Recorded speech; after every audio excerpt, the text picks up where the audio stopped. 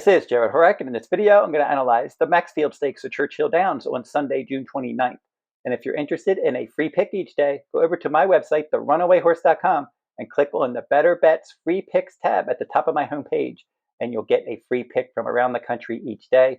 And if you're interested in my full card analysis, go over to my Buy Cards page, and when you get to my shop page, you're going to see my full card schedule at the top, the full cards that I'm going to be covering this summer. 4th of July week at Saratoga, July 3rd through 6th. Also at Saratoga, July 10th through 13th. Then I switch gears, go over to the West Coast for the Del Mar Summer Meet, July 18th through September 7th, covering full cards each day Del Mar runs. And I'm also going to be doing select Saturdays this summer at Saratoga. So go over to therunawayhorse.com, click on my Buy Cards page. That will take you over to my shop page. You'll see my full card schedule. And then under that, you'll see the full cards that I have offered right now. I have some cards that you can pre-purchase, and I will email those cards out 1 to 2 days before race day. And now we will analyze this Maxfield Stakes, and it'll go as the 10th race at Churchill on Sunday, June 29th. $250,000 Maxfield. This is for 3-year-olds, and they're going to be traveling 7 furlongs on the main track. Specialty distance here, and the scheduled post time 5:27 p.m. Eastern time for this 10th race. Ancient World is number 1. He'll try to get involved from off the pace. He came from way off the pace in his debut, rallied from 14 lengths back in an 8-horse field, going last to first. Visually impressive win as the even money favorite. Second time out at Keeneland, showed better tactical speed, and he won that allowance race nicely as the favorite. And then in the Chick Lang Stakes, his third start, Pimlico, Preakness undercard, and that day he was able to sit in 4th. Again, good tactical speed. Bid for the lead, and then he just settled for 3rd that day. So now he's got to go another furlong in here. They paid $525,000 for this son of Into Mischief. Joe Sharp is the trainer. Luis Saez is his new rider. He should save ground behind the speed. Captain Cook, number 2, he's 9-2 morning line. He's already proven at this 7 furlong distance. He, second time out, ran at 7 furlongs. Chased from second and broke his maiden by more than 9 lengths. And he was the 1-2 favorite in the slop that day. Stretched out in the Withers after 2 sprints. He was the favorite. Mile and an 8th Kentucky Derby points race. He stalked the pace. He won nicely. In the Wood Memorial, he was the favorite. He tracked the pace from second. Rodriguez, Bob Baffert trainee from the inside post, had no intentions of stopping that day. Kept on going. Captain Cook got tired from chasing. He finished 4th in that 10-horse field. And then in the Peter Pan, that Grade 3 Belmont Stakes prep race last time, that was at 1 mile and an 8th. He was the favorite. From post 8, he set the pace. He weakened to finish 3rd. He was well clear of the rest, though. A decent effort. Half length behind his stablemate McAfee in 2nd. Hill Road rallied for the win there for trainer Chad Brown. Now for Captain Cook, turning back in distance, that should work for him. He's got stalking speed. They paid $410,000 for him, and this looks like a good spot for this Rick Dutrow trainee. Irad Ortiz Jr. is his new rider. Normandy Coast is the 3. And he was 4th in the Chick Lang last time. Prior to that, in the Palisades and the Slop off the turf, he won that stakes race. And then in the Gotham, he was up the track before that. And he was in decent form, winning back-to-back races versus Lesser prior to the Gotham. So his only stakes win was in the Palisades. That was an off-the-turf in the Slop race. And he was 4th in the Chick Lang. He's going to have to elevate his game here. Probably will end up tracking the pace in here.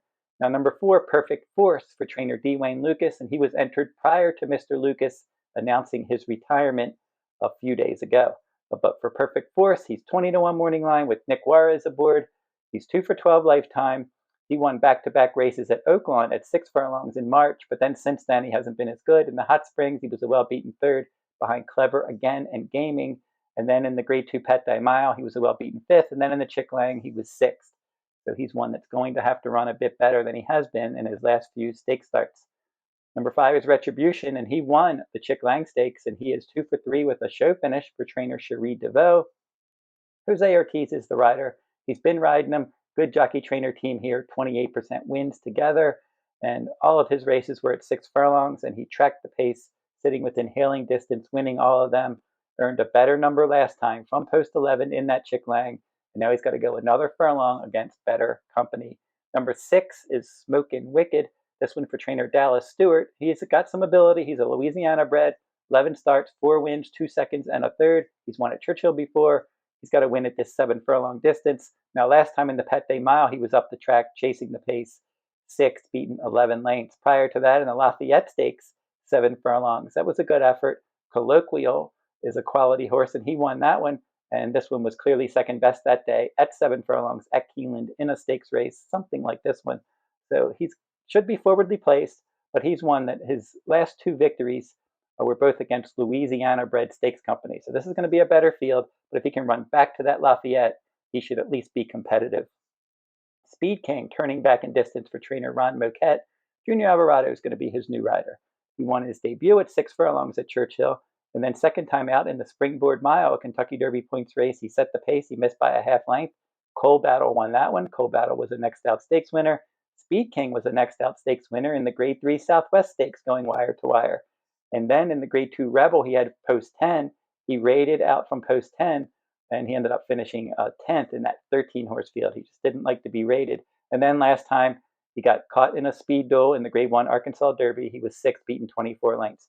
Turning back in distance, should be forwardly placed. As I said, he's 1 for 1 at Churchill, and he's one that still will have to probably run a bit better. His speed rating still a bit light, even with his better numbers. Number 8 is Flood Zone, and I'm not sure what we're going to get from him for trainer Brad Cox. He's a son of Frosted, and he started out his career good, finishing a close second, and then breaking his maiden by more than 5 lengths second time out. Now, they were Florida-bred maiden special weight races. Then he moved to the Brad Cox barn, and he was right up on the pace in the Grade 3 Gotham, and he won that race nicely. Show Finisher was the next out winner. This one headed to Dubai for the UAE Derby. Was no threat that day, finishing 7th, beaten 17 lengths. Now this is his first start back from Maidan, and we'll see what we get from him. He'll probably be forwardly placed, and just don't know. I'm just not sure. He seems to be more of a mystery type horse. I want to see him do it again like he did in the Gotham. Number 9, Max Got Excited. Now, if the pace heats up, this is one that could pick up a minor award, and he's 30-1 morning line. Nice stakes win last time in the Bachelor Stakes at Oaklawn, rallying from off the pace, and he broke his maiden in a $100,000 maiden claiming race at 6 furlongs. So I don't know that the 7 furlong distance is going to be too much for him. He's just a late running sprinter, probably not good enough to win, but could be good enough to hit the board. Number 10 is Verifire, and he looks like a contender in here for trainer Brad Cox and Flavian Pratt. 30% jockey trainer team. 2 for 2 lifetime. He aired in his debut, Stalking the Pace.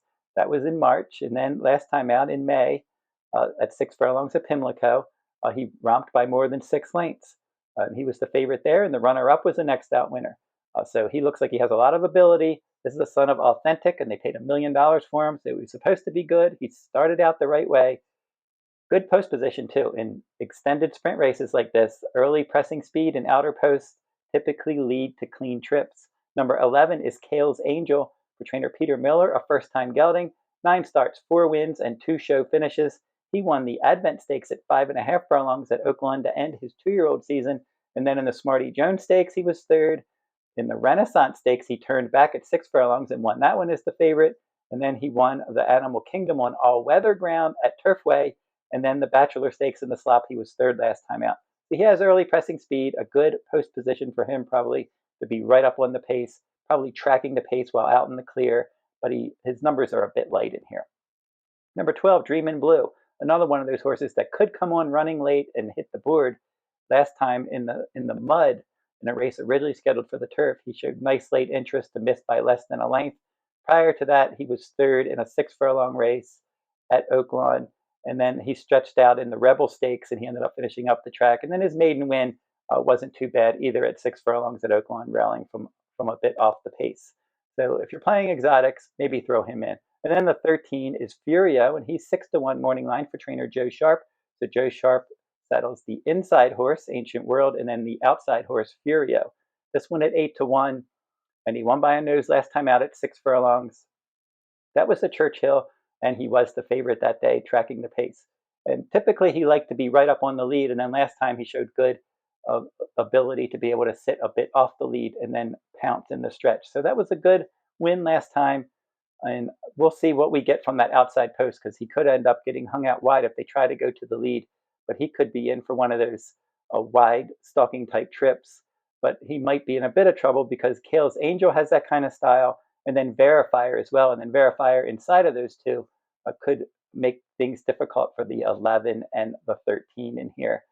So looking at this one overall, my top choice is going to be the 2 Captain Cook. I like him turning back in distance. I think he's going to be saving ground in here, tracking the pace, not too far back, within hailing distance of the leaders, and that turn back could be a big key for him to have some success in this spot. My second choice is going to be the 10 Verifier. I think he's probably the one to beat.